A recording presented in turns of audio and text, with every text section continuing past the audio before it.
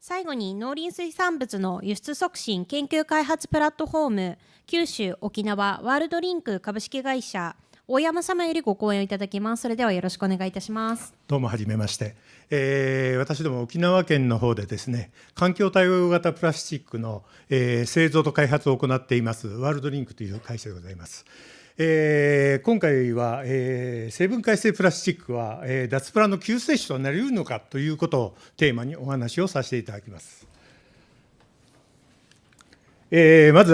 昨今のプラスチック業界の流れから説明させていただきます。2018年、海洋のプラスチック問題というのが起きました。その中で、業界としては生分解性プラスチックに置き換えようという話で、置き換えようという流れで進んでおります。2019年になりましたらば、SDGs の機運や、使い捨てプラスチックの規制があり、石油由来のプラスチックから植物由来プラスチック、こういうようなサトウキビであったりだとかっていうものですね、に、変換をしようということで、開発が進んできました。2020年になりますと、サーキュラーエコノミーへの移行、循環経済ということで取り沙汰されましたので、石油由来プラスチックの使用量を削減して、再生利用、いわゆるリサイクルをしていこうという流れになっていきました。2021年は世界的な廃プラスチックの輸出入制限、中国が今まで散々輸入して廃棄をしてくれて利用してくれてたんですけど、それがもう輸出入ができないという形になりまして、ますますもってプラスチックのリサイクルというところに拍車がかかってきました。そういった流れの中で、まずは環境にいいというバイオプラスチックというところをご説明させていただきます。バイオプラスチックは、このバイオマスプラスチックと生分解性プラスチック、この2つの、プラスチックの、総称がバイオプラスチックと言います。これ、バイオマスプラスチック、植物性由来のものですね、生物由来のもので、できたものをバイオプラスチックと言います。これは、生分解しません。この枠のものは。生分解性プラスチックというのは、読んで字のごとく、生分解するというプラスチックです。ここのバイオマスと、ここの生分解と重なっている部分、これが生物由来の生分解性プラスチックです。こちらの外の部分は石油由来の生分解性プラスチックです。このバイオマスプラスチックの枠の中は、いわゆるカーボンニュートラルであると言われていますけれども、この石油由来のものはカーボンニュートラルではありません。その中でバイオマスプラスチックの概念としまして、このように、植物資源から、このような形でできるので、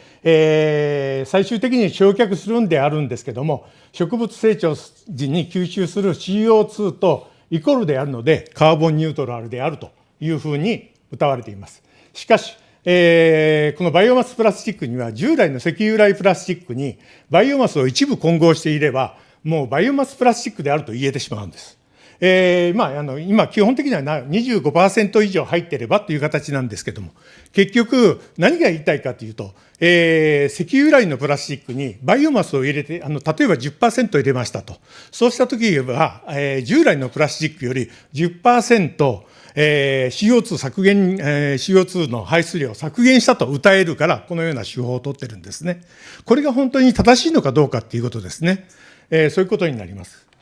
生分解性プラスチックの概念、これもバイオマスと同じようで、ただそれが処分の段階でこの地中で分解して、循環することによって、これが、カーボンニュートラルであるという概念になります。私たちはこの生分解性プラスチックを作ったもので、持続可能なプラスチックというので、サステナプラというものを開発しました。サステナプラは、これの開発の動機っていうのがですね、生分解性樹脂っていうのは非常に高価なんですね。従来のプラスチックの10倍以上するんです。その価格を下げるために、沖縄の地下水から抽出された炭酸カルシウムやの植物酸素を混ぜて、価格を下げようというところから開発はスタートしました。それをサステナループという、レンタルによってその製品をレンタルにして貸し出すことによって、リサイクル率 100% っていうものを目指すために、サステナループという仕組みを作って、我々はこの製品開発を進めております。これについて、地元の放送局さんが取りまとめていただいた動画がありますので、そちらをご覧ください。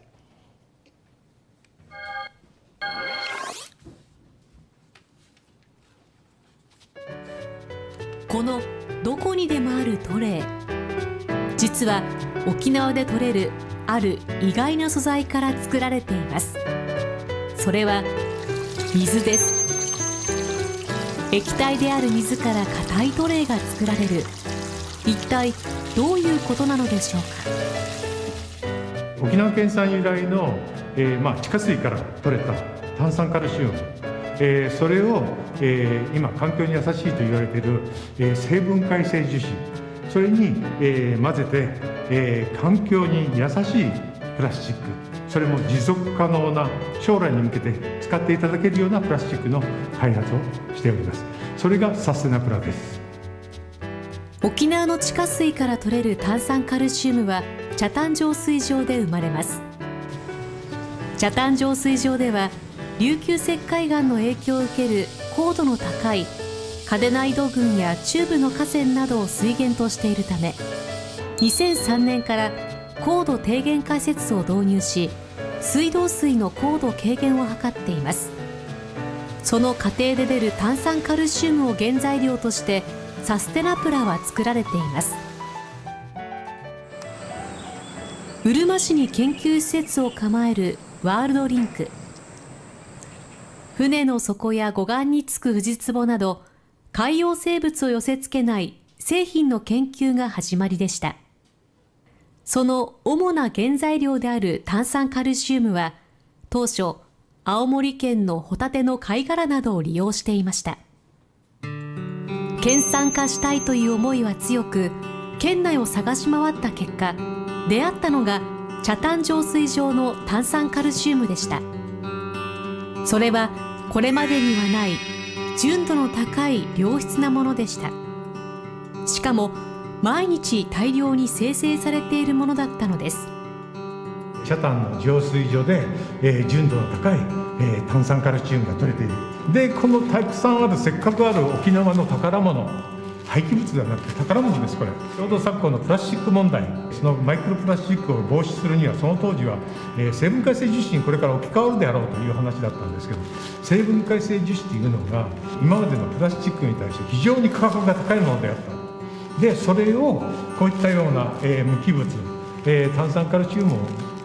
混ぜ合わせることによって、高いものに安いものを混ぜて価格を下げようというところからスタートした、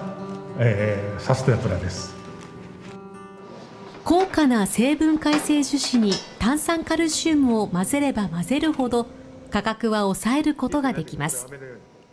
企業秘密でお見せすることはできませんが、ワールドリンクではこの一番の壁を独自の特殊な技術で突破することに成功します。この粘土のような混煉品と呼ばれる塊ができれば、ペレットと呼ばれる原材料を作ることができます。ペレットはそのまま機械へ投入できるため、製品化へ向け大きな一歩となります。ワールドリンクが目指す社会、それは製品や資源を可能な限り長く保全・維持し、廃棄物を最小化する循環型経済、サーキュラーエコノミーを実現することです。我々も生分解性樹脂だからそのまま分解していいんだよではなくって、これを新たな発想で、普通は生分解性樹脂って生分解することに意義があるんですけど、我々は製品使用中は生分解を止めることによって、次またリサイクルする。生分解性樹脂最大の特徴である生分解を止めて使うというリサイクルは、サステナループという仕組みで実現されます。レンタルという方法により、製品は2年ごとにほぼ 100% リサイクルのために回収することができます。さらに価格も抑えることができる仕組みです。返してもらいましたら、この表面の、コーティング、これを取りまして、またこういった状態にします。これでさらにもう一度こういった状態のものにコーティングし直して、新たにまた新品のようなものが出来上がります。そうすることによって、リサイクル品は最初の従来の価格の商品の半額以下に抑えることができるんですね。これを2回3回と、繰り返すことによって最終処分になった段階では生分解性樹脂なので、水と二酸化炭素で、消してしまって、これがカーボンニュートラルになるというような製品です。琉球石灰岩という沖縄の大地から生まれた素材を使い、新たなプラスチック廃棄物を出さない取り組みは、豊かな海を守り、観光立県沖縄の未来へとつながっています。環境圏沖縄と競合できるように、沖縄県の中で、新たなもう石油由来のプラスチック製品はもうダメなんだよというような活動をしていきたいと思っています。そしてワールドリンクでは田久保さんが持っていますこちら、県内の飲料メーカーからある商品の抽出カスを取り寄せて混ぜ合わせたプラスチック商品も試作しているんです。見た目はねお盆のような形ですが、田久保さんちょっと嗅いでみてください。もうすでに匂いしてるんですよ。持ってる時点で、はい、なんかお茶のような匂いがしてきますね。そうです。実は三品茶の抽出カスが入っているんです。はい。お茶ですから抗菌性のテストなどもしていきながら商品化していくということです。搾りかすはね、いろいろなところにありますし、なるべく廃棄物を出さないという意識で、周囲を見てみると意外な発見もあるかもしれませんよね。以上、つなご沖縄でした。はい、こういった取り組みから我々病院や高齢者施設などの、学校給食だとかの、食器の見本もこういった形で作っております。その中ではトレーを含めてすべてのもので作っています。これは下に書いてありますパーセンテージは炭酸カルシウムの含有率ですね。このように 50% 入れても成形することができるような形でできています。はい。それでサステナループのリサイクル手法というのがですね、先ほど言いましたように表面コート処理をするということになってますけども、これをいかにして剥がして再度また塗り直すかというところで、今現在開発中なんですけども、これ、皆さんの持っていらっしゃる携帯だとかパソコンの中に入っている技術、それを応用しています。パソコンや携帯の中にある基板ですね、基板の中には希少金属類が入ってます。そこにもう今皆さんの持っているところには仕組まれているんですけども、それを取り出すために液解体粘接着技術っていうのが使われてまして、その接着剤にはある一定のトリガーが仕組まれてまして、マイクロウェーブ波であったりだとか、一定の振動であったりだとか、そういったものに反応することによって剥がれるというような形のものになっています。それを今我々この食器の方に取り入れようと思ってやっております。また当然ながら生分解性の試験も行っております。ちゃんと生分解、90日目ではこのような形になります。処理をすれば当然ながら、コート処理をすれば生分解しないという形ですね。だけどもこういった中でですね、生分解性プラスチックのまた、真実として、自然環境下では生分解しないという、これ大きな問題があります。皆さんのイメージの中では捨てられても微生物によって分解されて環境に良いというイメージがあると思いますけれども、現実は、捨てられても自然環境下では分解しないのでゴミとして残ってしまうんですね。じゃあどうしたら生分解できるのか、これメーカーさんに聞きました。メーカーさん、産業用コンポストで生分解できるのでやってください。じゃあそれどこにありますか。世界中のどこにもありません。じゃあどうするんですかって、焼却するしかありませんと言われました。カーボンニュートラルだから焼却していいんですということで言われました。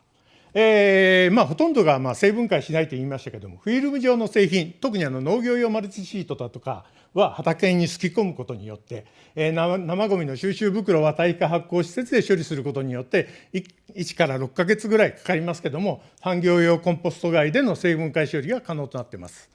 それ以外に海洋生分解プラスチックというのもあります。これは、フィルム状のもので、海水温20度 C 以上の海域で分解まで3ヶ月から6ヶ月以上かかりますけれども、海上で、分解すると言われています。だけどこれ、北の方の海に行ったらどうするんでしょうかという、そういうような問題もあります。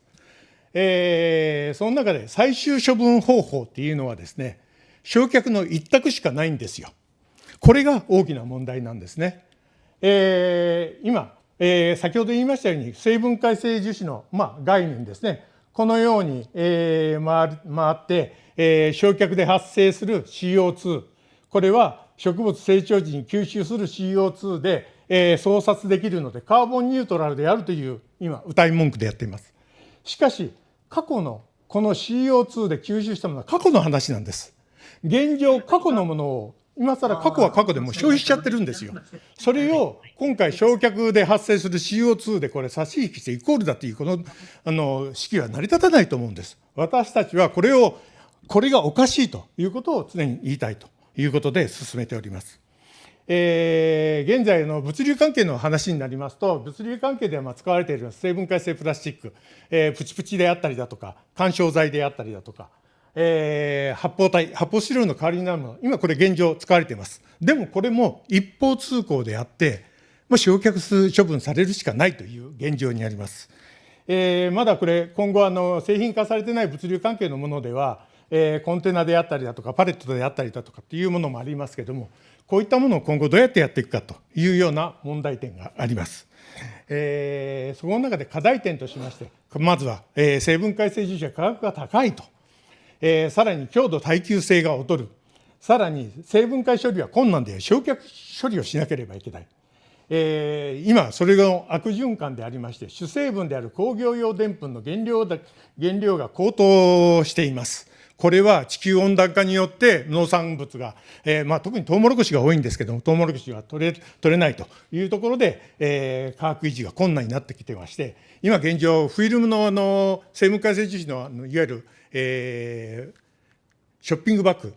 あれなんかは今もう販売中止になってます。価格が高騰しまして、そういうような状況になってます。そういうことから、さっきのテーマでありました生分解性プラスチックは脱プラの救世主となり得るか。答えはなり得ません。しかしこれは我々が今後意識を変えることによって、今まで特に我々の世代っていうのはこのプラスチック文化をすごく謳歌してきました。プラスチックというのは軽くて安くて、強度もあってすごい扱いやすいものなんです。だけどもそれを今こういった形のもので、今後どうやってやっていくかというところで、ただ単純に、先ほどのような二酸化炭素排出量が削減ですよとかいうような式ではなくって、実際これをプラスチック、今の石油由来も生分解性樹脂もそうなんですけど、いかにリサイクルして延命措置を取りながら使い続けるかっていう、